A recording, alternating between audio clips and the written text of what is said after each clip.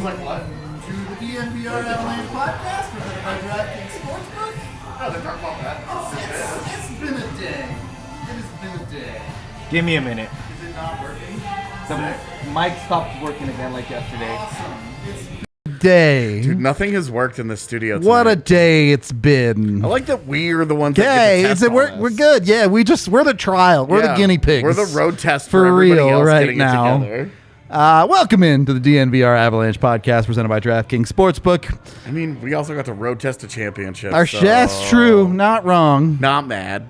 Our show's a mess. The Avs were a mess. It's all appropriate. Everything's adding up tonight. Just let him know that I'm trying my hardest. It's not Yaya's fault. It's absolutely all on Yaya. Blame him. He's not even trying. He's just sitting over there doing nothing. We literally had to wake him up at one point. Yeah, true. As I fucking sweat my balls off. Let's talk about as he like carried all this equipment upstairs for the post game. Yaya. from the watch along. How do you sit like this, bro? Dude, oh my god. You were in that chair, and your butt was not even on the seat. Yeah, and your back. I'm like, dude, what's up with it? How does your back handle that? It's on back to third, man. I work out with Dwayne The Rock Johnson 2 times a week. We just fucking work on that. You could have just said The Rock or Dwayne Johnson. Why you gotta say all of it? We know who it is. So the wrestler or the actor, and I'm working out with both of them. That's the same guy. No, it's not. Kayfabe. Okay, it's kayfabe, first of all. Can anyone hear us right now? I hope so. I hope so.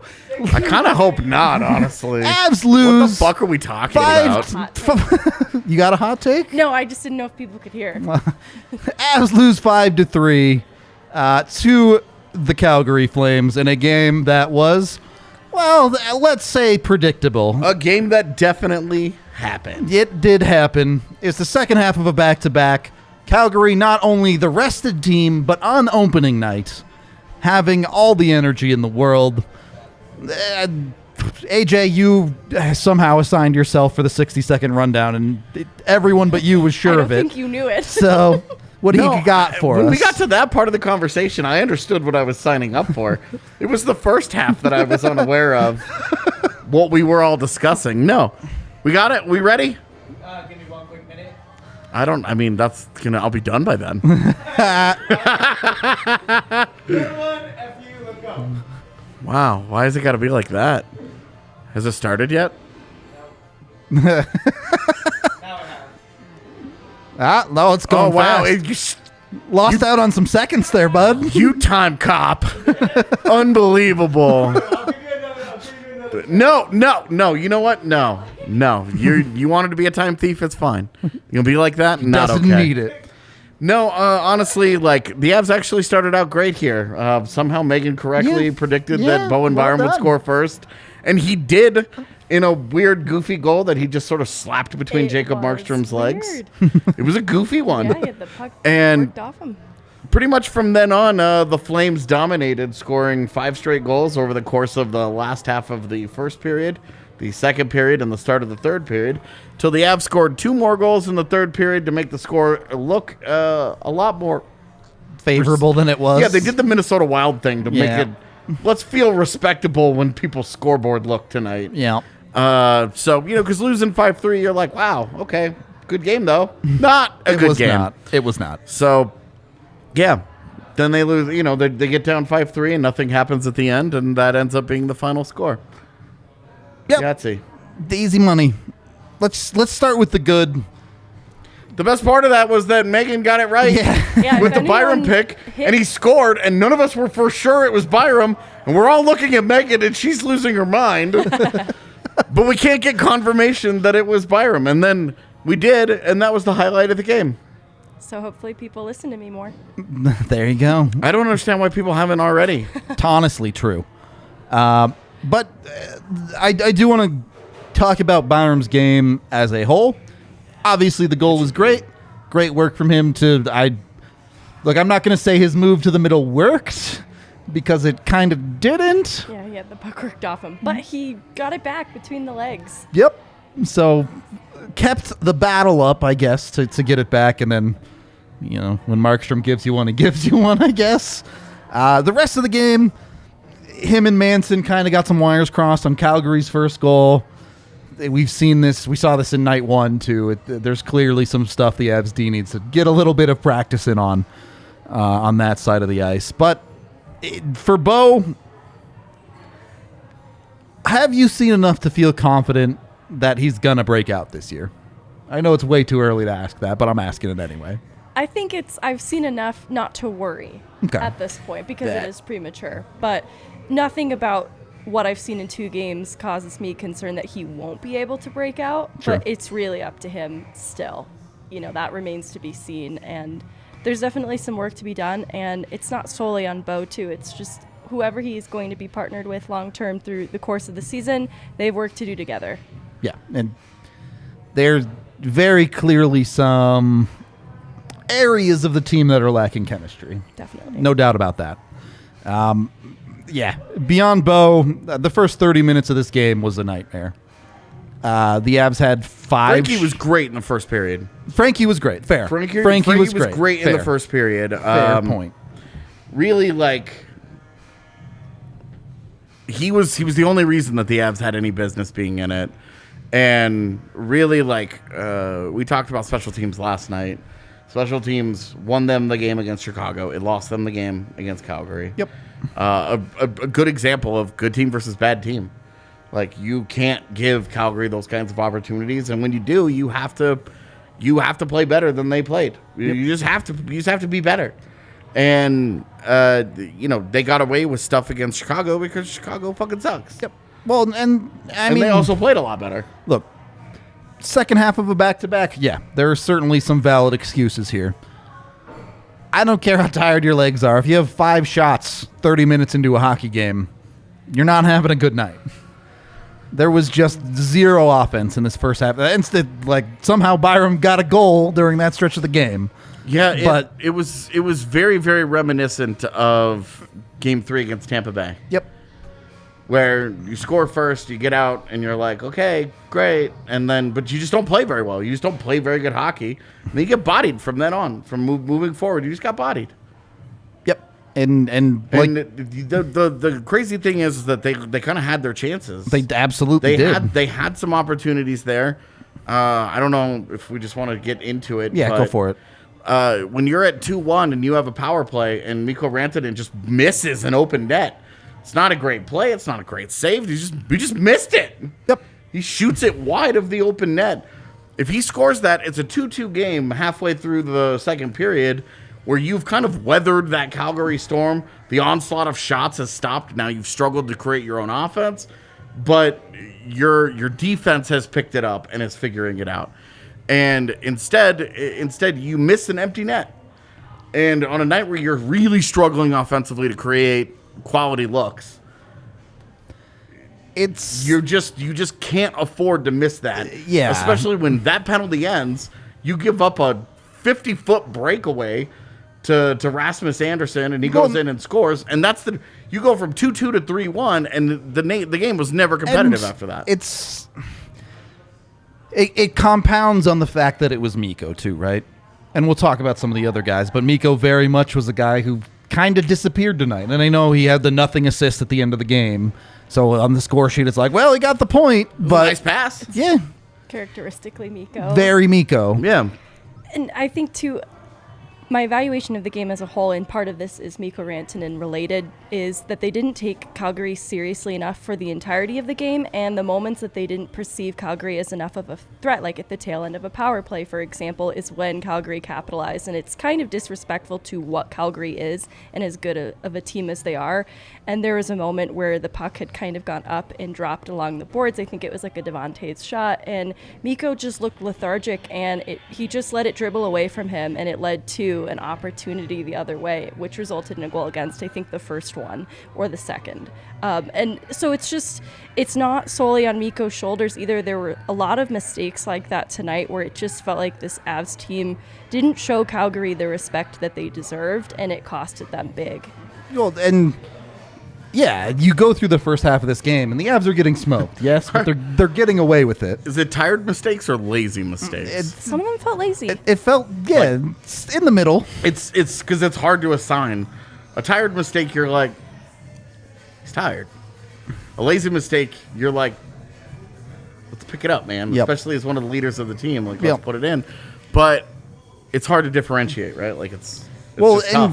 and At the end of the day, they were mistakes. Well, and they were and- mistakes that badly cost them. the thing is, it felt like the first half of this game, it's 1-1. Frankie's keeping you in it. You're making tired mistakes. Yeah. Then you make the big mistake of giving up the shorthanded goal, and the floodgates just open, and the Avs kind of started throwing in the towel after that. Yeah, at 2-1, it was at 2-1, and then the start of the second period, it was really slow. But right around the 10-minute mark of the second period, the Avs picked it up a little bit. Calgary had kind of eased it back, and that was when they got that opportunity. And you know, when that switches, it goes when you go 2-1, and you have an empty net to go 2-2, and you end up 3-1. It's just such a big momentum swing. Yeah. Against good teams, they don't let you back from that. And then at the start of the third, you know, you kill most of one penalty. Yeah. 85% of the penalty, and you just give up a guy right in front of your net just scores. And that's where it's not even Colorado's defense. We're seeing it league-wide, where obviously defenses are loosey-goosey. They're right just now. a mess, yeah. And right in front of the net is where teams are really taking advantage. Yep, it's the coverage just isn't there right now. Yeah, it's just not. And that's where teams just aren't locked into what they're doing. They're still figuring it out. They're working back into it. Look, this is game Well, 2. And the other side of this conversation is you're down 3-1 in a game. You cannot be taking penalties to give the other team an opportunity to bury you. Yeah. You just can't do that. And Yeah. and the Calgary took advantage of it at the start of the third. And Yeah, and Makar just misses, right? Yeah, and yeah. that's on the goal. That's on the fourth Right. goal. And he just Insult to whiffs injury. on it and catches Toffoli in the face, which is low-key hilarious. And that And he goes penalty into the box is what and- it is. It's yeah. the 4-1 goal that's really like, okay, this game's probably out of reach now. Yeah. Where, like, hey, if he gets that stick lift and he prevents that goal, Yeah, different game. who knows how the game goes, you know, but... But, you know, also Nico was- could have scored. There's a bunch of what ifs that didn't happen. so- Right. Well, and that's how you build a game that you lost, where you look back and you're like, well, we had chances. Yep. And because as well as Calgary played, Calgary dominant first period. Yep. But as well as they played, for Colorado to have that, to be able to go back and say, we played like dog shit, and if Mikko Rantanen doesn't miss an We're empty still net, right in this, yeah. who knows how that game changes at 2-2 a little more than halfway through. And In a game you've been dominated, have no business being in. and like, don't read too much into the shot statistics of this game either. One, for the reasons we already stated. Two, yes, the Avs came back heavily in the shots at the end of the game. That is 98% score effects. Calgary got up 5-1, sat back, and kind of just did whatever they wanted to close this game out. Yeah. Allowed the Avs to get some shots on, and it's great. Look, you will take the goals. You love to see people getting rolling at the start of the season. That's not worth nothing. But the game was pretty much over for the entire third period. Yeah, it did feel like AJ was saying that they began to regain footing in the second period, but then that shorthanded goal, they just buried them.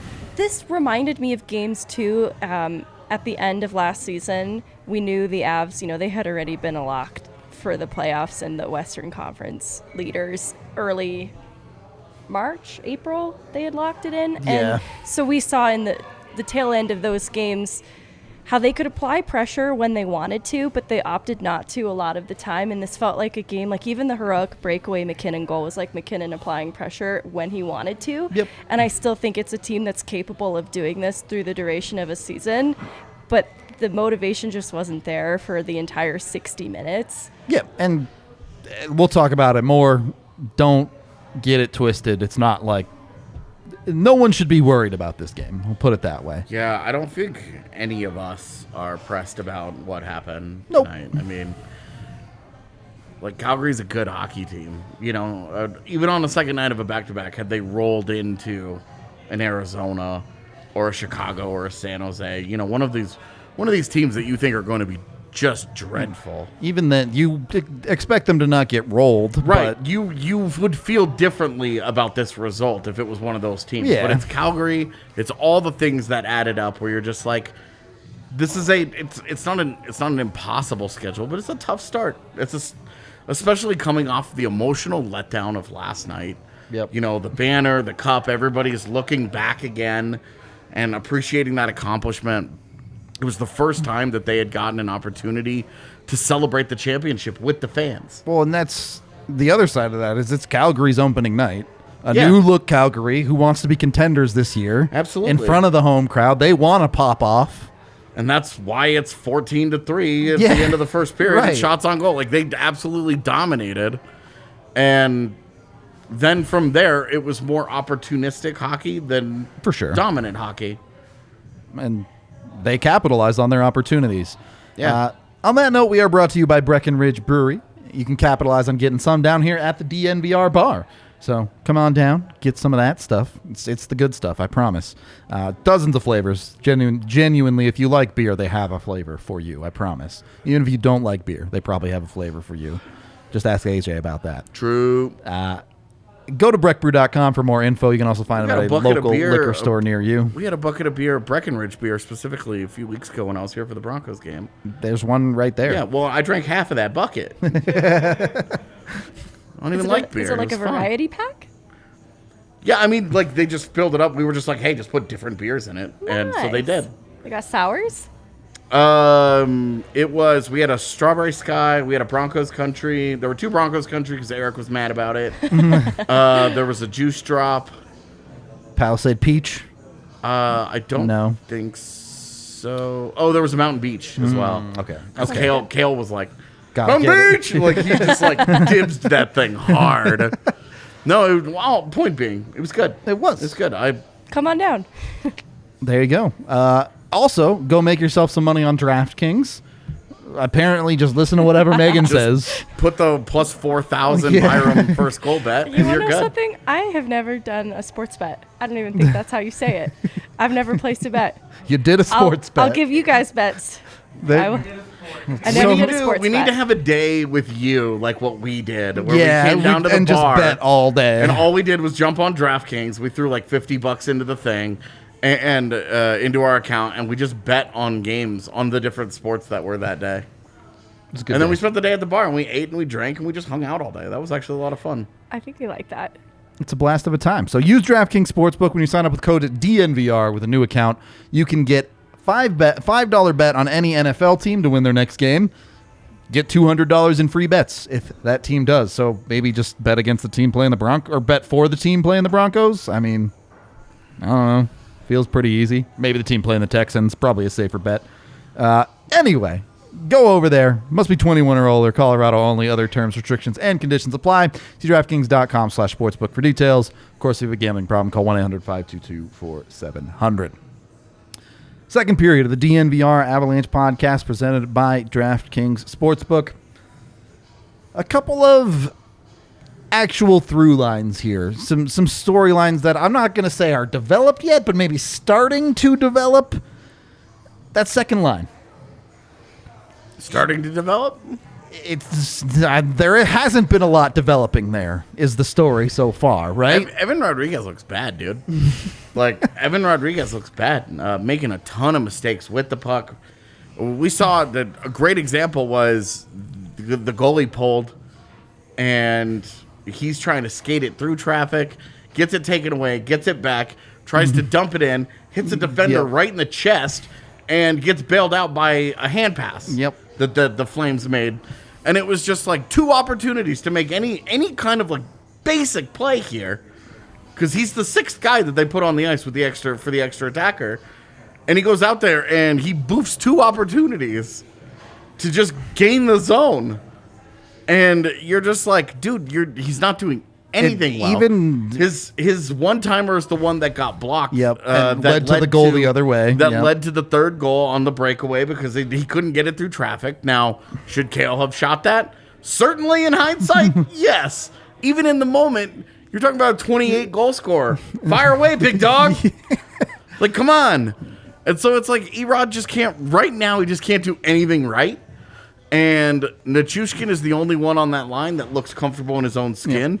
And I even- will say Alex Newhook is playing hard. It's just not been very just effective not working, yet. yeah. It hasn't worked out for him, but he's putting the effort in. He's putting the work in. He's also getting hit in the face with a stick Yeah. from Blake Coleman when he's laying on the ice. And I wanted to differentiate when we talked about lazy or lethargic errors. Newhook tonight, I felt like his errors were just a couple lapses that I would not penalize him for. Like, No. I liked Newhook's game. There were some things that honestly he was on the wrong end of the puck or the decision or the wrong end of the play. Whoa. And I didn't was hate the game that unsettling. Newhook had. You know, it's a failure to launch for the line entirely. Like, you expect Nichushkin to be comfortable with the Avs' pace of play, and he appears comfortable, but then there is just a disconnect between Newhook and Erod. Not necessarily like to one another, but just to the line in general. And it's unfortunate because in preseason, that was where there was some hope, and it just hasn't lifted off the way that I expected it to in regular season play. Erod is making a lot of mistakes I haven't watched him make so many back-to-back in the exhibition games. It's a little concerning, like even just taking needless penalties. He is such a pro and mature player that I don't expect that out of him. And when his game is on, he's a great passing setup guy. Like, that's what I want him to bring this line, and he's just not making very good decisions. And this was some of the concern when I was trying to slow people's roll just a little bit before he signed and then when he signed, of like, hey, like there's a reason this guy was available for $2 million a week before camp starts. Like, the second half of his season was that bad. He was that ineffective. He made a lot of mistakes. He couldn't finish things off. Like, there were a lot of problems in his game. It's not to say he was only problems and only bad. And I don't think it's fair to say that he's only been bad for the Avs. But certainly you are looking at him and you are wondering, like, hey, no offense to this guy, but what he's done so far, how different do you feel if Gabe Landeskog is in that spot? And yeah, right. he is centering your third line instead next to a Comfer, and maybe they have a chance to vibe a little bit more, because the trickle down effect here, Erod's not playing very well. Newhook's just been ineffective, Well, and JT Compher has been a total no-show. Well, but you look at the setup of that line, right? And the shooters on that line are going to be Newhook and Comfer for you with how it's set up now. So when the pucks are dying on Erod's stick, you're never even getting it to the point where that line's dangerous, right? Yeah, they just haven't done much. And what I don't love is that between Nichushkin, Newhook, and Erod, you've got three guys with great speed. Yep. Who can all fly. And none of them are stressing defenses out. That's the whole thing about speed, is that it puts pressure on defenses because they can stretch out your structure and they can get past you in just a one-on-one foot race. That guy doesn't have to do anything except just move faster. Well, and their speed has so far not been any level of effective, has not made any kind of difference. And when those three guys, that combination, when their speed is not being a major factor, they're never going to be successful. Yeah. And they will never be successful. They have to have their speed be a factor. And for what it's worth, credit to Val Nichushkin seeing these two guys struggling and saying, okay, I get puck, I put head down, I go to net. Because I don't even know if he knows that many words. He might have said it exactly like that. I don't think he knows that many. I bet he does. Just go to media net. Version. I skate straight. Like, very simple. And like, I've loved Nuke so far. Yeah. Like, he's I like been Nuke. he's been great. End of statement. I really think he's played with power. Yeah, it's been good. And like, he can't be the best guy on the line. For sure. He can't be. Not he a second needs, line, yeah. He needs Need more. needs somebody to elevate to get close to his level. And right now it's like Nichushkin, Newhook, and then Rodriguez way down here. It's just like reinforcing that point. Yes, he's playing well on the second line. Look at where all of his production is coming. On the power play, when he's playing with a bunch of more talented dudes. Yeah. Sometimes math is easy. You add up a bunch of guys, and it adds up to goals, or it doesn't. Do you, and even knowing how well that top line has looked, or how well they've played through 2 games so far, and at different times, any temptation? I know it's just 2 games, but any temptation to just make a Nichushkin for Lehkonen and swap and just see how it goes? See what it looks like? Not even a little. No? All right. I mean, I'm cool with it. Megan looks more interested I'm than I perfectly do. happy to I leave it alone. actually think Lehkonen would be very frustrated with poor decisions that might get made with an Evan Rodriguez. Just I mean, as an he had a example. 7-year career in Montreal. He should be comfortable with frustration. I don't know if I want to see Lehkonen frustrated. He might be a serial killer. I could see him getting really frustrated. Not with Newhook. I could see him taking Newhook under his wing begrudgingly. But I don't know about the chemistry of this line. Oh, look, I'll teach you where to hide the bodies, okay? We'll get there. And look, again, and I'm going to keep reiterating this throughout the show. It's been 2 games. Dude, totally. This one is the second half of a back-to-back. Totally. When you wake up tomorrow, stop worrying about anything that happened in this hockey game. Just forward. I'm not There's even- no yeah. reason. Not even worried about Erod. Yeah, No, straight not- up. Straight up. An important caveat here, or an important thing to note. Not worried. I think it's mental a little bit. I wonder if this spotlight on him, there's a little bit of pressure coming in these games where the points do matter, and I hope he sorts it out. Yep.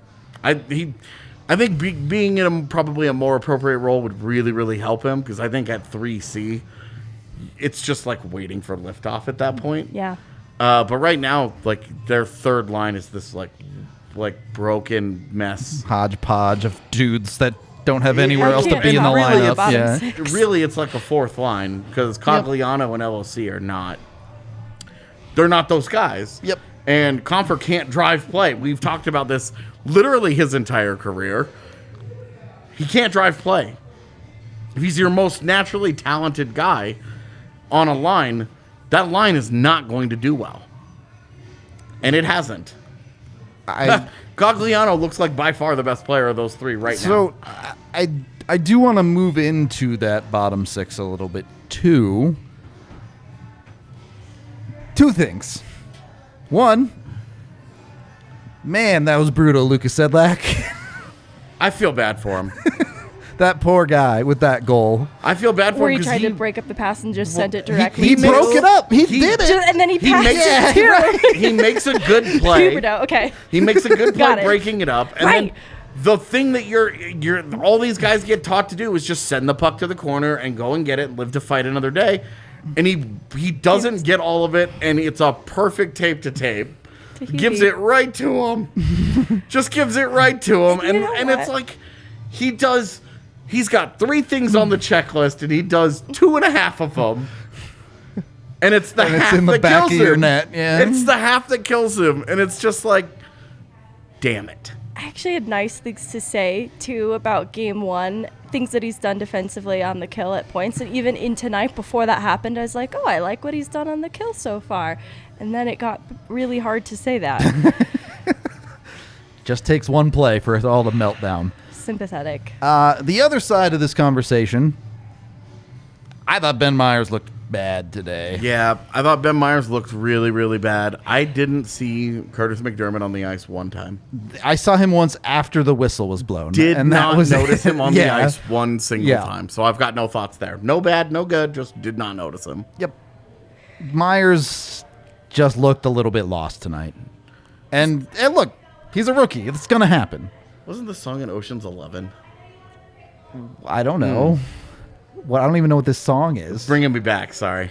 I think Anyway. the fears we have about Comfort and his inability to drive play, it's like made worse for someone like Ben Myers, who is not going to give us his best with the talent that's around him. And that's not to a cop-out either, to demerit a Lucas Sedlak No, or a it's Curtis just- McDermott. so- It's it's just we're just not going to get reality. the best Yeah. out of Ben Myers. Yeah. I do want to kind of differentiate here because Myers, I think, is just making mistakes in the same way that Rodriguez is. I think there's a agree. lot of mistakes being made. I Yeah. agree. But you see him in position to do things with the puck. Compared to Sedlak and- banging against and that ceiling. Comparing yeah. to a Sedlak, comparing even to a Logan O'Connor, There's a hard ceiling. comparing yeah. to a Curtis McDermott. I'm comparing him strictly to depth guys here, and I'm just saying, like, I think Myers is just making mistakes, but you Sure. see him making mistakes.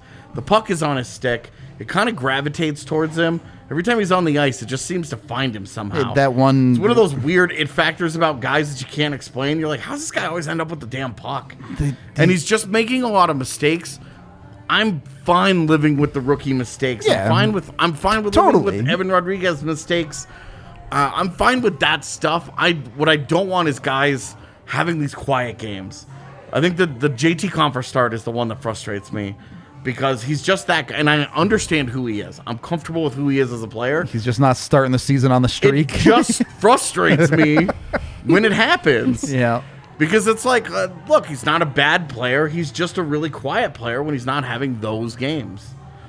Yep. You know, he'll have 5 quiet games, 3 great games, and 2 poor or bad games, and then you kind of just live with it. To your point, it wasn't in a second period or maybe early in the third where Myers gets a puck into the offensive zone, has a guy streaking down the middle, could have created a quality offensive opportunity and just sends the puck 3 feet behind the guy. I think it was MacKinnon. It might have been. Yeah, I forget who it was. But being in that situation gives you the opportunity to succeed compared to being the guy who's just not involved in the play at all. Yeah. And that's where I think, look, it's fair to say Myers is underwhelmed through 2 games that you'd like to see a little bit better, but you're seeing him involved in the game. And when you talk about, like, why is Martin Kaut in the AHL right now? Because he disappears. Yep. Because he was too quiet, because he wasn't consistently involved in things. It was new. Okay, new, whatever. They're all blurs at that point. But no, it's like with Myers, like you're seeing him just make mistakes. And I think that I can live with. The same way we're talking like with Newhook. It hasn't been effective so far, but he's working hard. He's doing his thing. He's trying to find his game.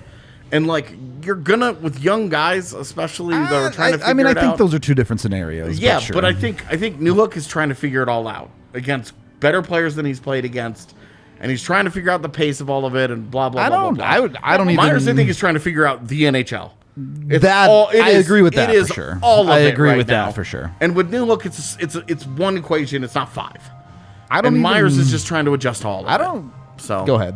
I think my fear with Myers too, like our fears about Newhook, our fears about Erod, I see a way out of it for them, but Myers is in a position that he's going to be kept on a short leash. That runway is going to be small. He's probably only going to get utilized in small numbers each night, and his line mates are probably going to remain one combination of depth players, some combination, and that is going to be difficult for him to overcome.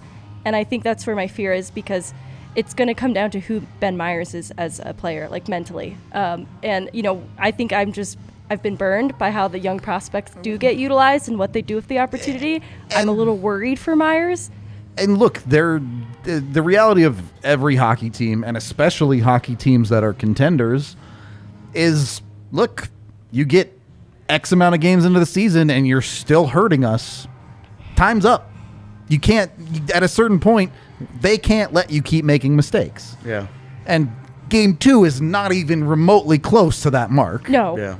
You're right. But if dude. it keeps happening, that's when you start going, Well, especially in this lineup where you're like Curtis McDermott, like yeah, of course. like Lucas said, like you're talking about there are some obvious candidates to move out of the lineup before you get to Ben Myers.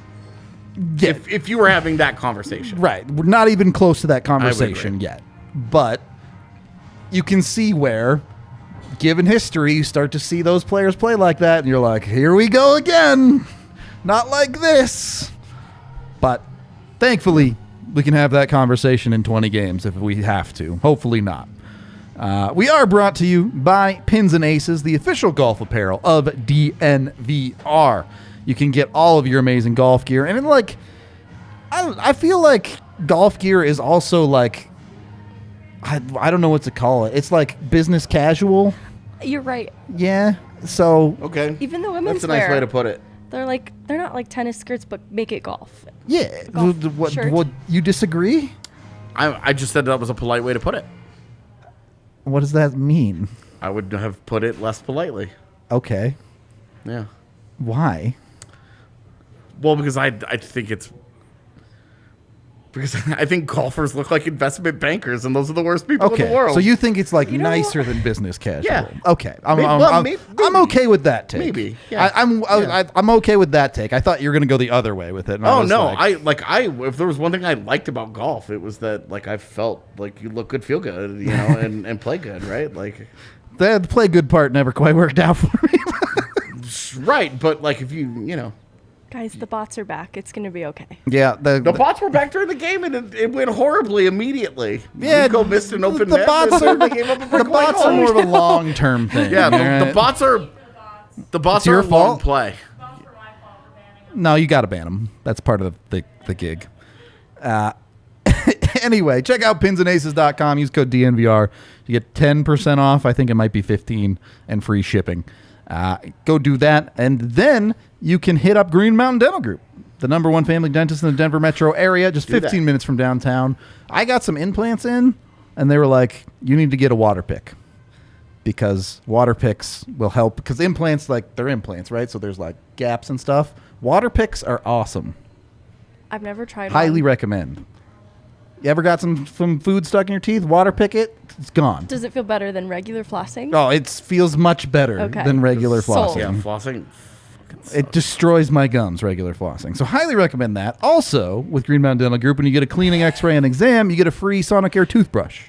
So hit them up. Go to Green Mountain Dental Group. Make sure you're taking It's care not of your true. teeth. Justin Barron is dead. Whoa. To me, No. forever. Never. You know what I was thinking about today? Drew Hellison. I know, that's weird. I was thinking about Josh Manson, and I was thinking about Drew Hellison. There's more to this thought, but it's not the place. You know who I haven't thought about since April? Drew Hellison. Drew Hellison. I never stop thinking about the prospects, even the ones who have left us. They live on in Megan's mind. Left is not accurate. They got kicked out the door. Scrub lords. They got kicked out so Manson could live and Lecky could live. Yeah, exactly. They Their they memory upgraded. lives on forever. They went from scrubs to daddies. All I got to say is I was thinking about special teams, and if we're going to make everyone a daddy, is Ray Bennett a daddy? Have you seen him? No, I have no idea what he looks like. Oh, really? he's got some big dad energy for sure. I don't know. He looks like a tiny daddy. I want to use that against you somehow, but I don't know how yet. So he's the PP daddy now? Yeah. Here Although for it. See, it feels bad, right? Well, when you say he's the PP daddy, I knew what I was doing. I don't know that I would ever call anybody a PP daddy, but all right. You do now. And look, if you're looking for a special teams positive, they did score a power play goal at the end of the game. So Yahtzee. it's not nothing. Special teams clearly need some work, especially that PK. It's really the PK. But, The yeah. rest of the power play still looks good, man. especially that top there unit. were some lackadaisical moments on the power play tonight. One of Yeah. those was pretty bad. Thanks, but Miko. Yeah, Miko did a thing. See, That was it aggressive. wasn't even I'm just me that so immediately sorry. jumped to Miko. Just own it. Just own it. Lots of bonks going off in the chat. yeah, that's our clip from tonight, talking about PP, PP daddy. I don't know if I want that on record. and so look, is this a burn the tape game? No, probably not. There are things you Definitely can go back not. and look at and say, hey, we're still learning our systems. This is where you messed up. Figure it out. Yeah, Byram and Manson chasing on the first goal, both of them going behind the net at the same time. Yep. That's unacceptable, man. Yep. Just talk. Well, and you've seen a pretty consistent problem on the power play where the pick a side forward doesn't really track well down the wall when Yeah. the defenseman slides. Yeah. So there are some clear problems there, but none of those things are like These are all like classic early season. yeah, exactly. Teams are literally just getting back into it. You think about it, this is the Avs of regulars have only played now 3 games together this year. Yep. So like Right. That PK hasn't had to defend against Yeah, regular there will- season NHL teams. there will be no overreacting to this, but you are definitely disappointed in its early performance. Especially because those units by the end of the year last year Right. were so good. And the power play is off to a fine start. I have zero issues, really. Yep. Just nitpicks, like you mentioned. Yeah. They're what, And, like, 5 for 9 now to start the season or something their insane. second unit is like this weird 3 defensemen like monstrosity. Just trying to get through it until Right. Landy's Yeah, back. exactly. Sounds good on paper. Has looked a little weird in execution. It was always going to, because somebody was going to have to do something that they are not comfortable with. Yeah, And it's fair to ask it to be Byram, because he's the one that's least ingrained with here's what I do in the NHL. Anyway. do what he did on that first 5-on-5 shift, and it'll be fine. Anyway, yeah. What's the issue with the depth? I mean, there's not really a big issue with forward depth. Also, they only had so much money. Yeah. Again, there's a pretty good losing Landy until December. whenever. Look, who cares? There's a decent chance that Monday Sedlak is sitting for Darren Helm. And then you're out one guy. Yeah. The big thing here, it's not depth. It's when you lose a top 6 guy, everyone steps up it's and really around. not depth. Yeah. You need Ben Myers to stop being a rookie immediately. You need Alex Newhook to take the step forward, and you need Evan Rodriguez to play to the role. To be that he's honest, in. I think you just need Landy to be healthy in a couple months, and then all those dudes will fall into their roles, and it's fine. If Landy comes back, those guys, you definitely need somebody to be your second line center. and that's actually true. Be That's true. Your second line center. If it's not going to be then there's got to be whatever. Also, yeah, that winometer is going to be extremely they slanted. don't know because how of- score effects go. Yeah, because of how score effects work, and that is not a thing that you want to look at the end of that game and say, "Oh, okay." Go back and look at it when it was 3-1 and tell me what it looked like. Shots then. were 20-7. Exactly. That's the second half of the game was them piling up meaningless nonsense. Yep. So, again, just not worried about any of that. The big thing about the complaint about the depth right now for me is that you just need the guys who are in bigger roles to take them on. Because hell, you could even tell that to Comfer and Cogliano and LOC as your third line. You're playing up right now. They're playing up a little bit. All right, well, you've got to play better than they have. They have to play better. And those guys also just have to be better. Cogliano, I think, has been fine. I notice him every game doing it was the a things lot that he does. meh tonight compared to game 1, but again, it's whatever. I don't know where the puck skill went. It looks like the hands literally are gargoyle hands now. It just looks like they're gone. There must always be one gargoyle hands on the team. He's smart as hell, and he's always in the right position. He gets it, and he still knows how to affect games with his speed. And that's not a thing that you're seeing from the other two guys. Shout out our boy Miguel, by the way. Yes. Came to the bar all the way from Brazil. Nice. Actually crazy. Yeah, so cool. Apparently we have a Brazilian contingent that speaks English and is big fans. And shout out to all of them. That's awesome. Apparently they get together and all watch the pod together as a group. And that's super cool. That's amazing. It's dope stuff. Anyway, yes. Are there problems? Absolutely. Yeah. You could also see on Monday when they come out rested, have a couple days of practice to work out some of these kinks. I'll tell you, they're going to be playing an embarrassed Wild team, too. When I saw that score, I both laughed and was like, oh, boy. Well, I don't know what Minnesota's schedule is between now and then. Yeah, if they me play either. again, never It'll mind. be fine. Unless they get buried again. But I do assume that they will play this weekend. So all I'm That would be a saying shitty is schedule. before you start piling on the second line or Yeah. Erod or Myers or whoever, Anybody that advocates for change, I will They fight play you. Saturday. they play Saturday. So there you go. And when I say They advocate can for get the change, I mean blow-off game. They're gonna play like trading players. It's a Kevin Fiala reunion. Like trading players. Anybody who wants good things. That's right. So If you want to feel better than you do right now, I hate you. I would say you have to leave it until at least game 10 before you start seriously talking about. Sampo Ranta line? Yeah, Is that what we're just going to use? this is now the How did we sample get line. here? Is now a Sampo thing. Ranta Yeah, line? 10 games, and then you have to make decisions. yeah, exactly. Okay, we can start wrapping things up as we're banning. Yeah, I'm getting there. Our king of the game is fairly predictable. Despite all of the struggles, Nathan MacKinnon is just a monster. Even when he's not playing that well. Which wasn't tonight. He looked awesome. What? So He here's looked the by thing. far. He dusted what Rantanen did. Where you were That's like, very true. That guy looks great. Where the fuck are his line mates? Well, I guess Including the guy making $9 million. that's a better way to put it. Despite his line mate struggling, he looked great. So. He looks, dude. I mean, He needs Connor McDavid to not score 140 points this year So he because can I win a really, Hart, yeah. I really do think that Hart chase is the real deal. I do like this MacKinnon. He looks so good.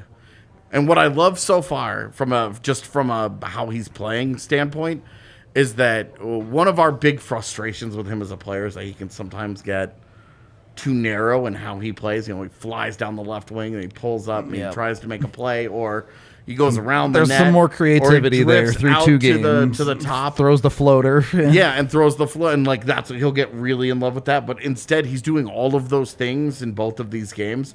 But he's also aggressively trying to get into other areas of the ice that we see him work less to do. And Yes. I think he's trying to open up the offensive arsenal for himself a little bit. I think he's trying to get it because there's a really well-worn book on stopping Nathan MacKinnon shots. And Double team him at the top of the left circle. Got it. Exactly. And I think that that getting into other areas of the ice where goalies are going to be less comfortable with what he's about to do with the puck, less predictable, is going to really open some things up for him because he has gotten into some of those patterns and they've worked for him. Obviously, it's not like he didn't have a point per He's game. absolutely a in the postseason or good enough whatever. player to make it work anyway. Yeah. But he could have another level. But that's where I think so far through 2 games that you're looking at the way that he's doing it and saying, boy, if he's going to be like this, if this is his approach, it's going to be really fascinating to watch how much it opens up, not just for himself, but for the guys around him, where teams are going to have to be able to defend him a lot harder because they aren't going to be able to kind of put him into the little funnels where they're like, we know what he'll do here. So I want to see how he is, how that continues to develop, and if that's a thing, or if this is just him playing a certain way for a couple games and that's it. Hopefully not just a couple Right. games. Okay, I want to move into final thoughts here, and I have one, but I'll go last. So, yeah, we'll get to the super chat as well. Any final thoughts from you two? Wow. Don't dog my roommate. I don't have an immediate None? final Yeah, thought. I think I'm good. None? You can think, well, that ice was garbage. Oh, dude, totally. Like, Totally. what was dudes on both teams just constantly biffing it in the neutral zone? You saw dudes like Cale Makar. Like, Cale Well, Makar, that doesn't nobody happen to around him. Cale That wasn't Makar. That was Yeah. Caleb Makar. Nobody around him, and he honestly looked like Taylor. No. That is too mean. At least Caleb's fictional. Yeah, fair As far as you know. You're right. Yeah. That's Caleb is the Makar family Sergio. That's it. What's the opposite of a hockey player? Taylor. Don't. Anyway, just wanted to get that Now in I there. just want to do this just to upset Megan. Enrique, what'd you have to say, bud? $5, thank you very much. Yeah, you need to work more than 2 hours a day. Put some time in. I like that. Exactly why he was talking. Nothing out of nowhere. I read the comment. I like that. Well, Oh, we got a thumbs down. it Taylor happens. is watching. This is the porn bots. Yeah, like and subscribe if you're hanging out. If you're up this late, you must like us a little bit to watch us after that game, right? Have to. So we appreciate all of y'all. We're going to get out of Is it here. Caleb with a K or a C? I seem to see. So did I. Yeah, because Honestly, it's did you Kale. hear Gary Bettman say Caleb Makar? Yeah. Okay, I just wanted to circle back to that. Yeah, a lot of people call him that. Anyway, we're leaving. I have to go We're home leaving. and do more work. Yeah. So Word. we love you. We'll talk to you. May or may not be live tomorrow, depending on what we have in the pipeline. But stay tuned for that. Plan for us to be around at 1 p.m. tomorrow, but there is an off chance something cool happens instead. Yep. So we'll be back soon. Until then, we'll talk to you later.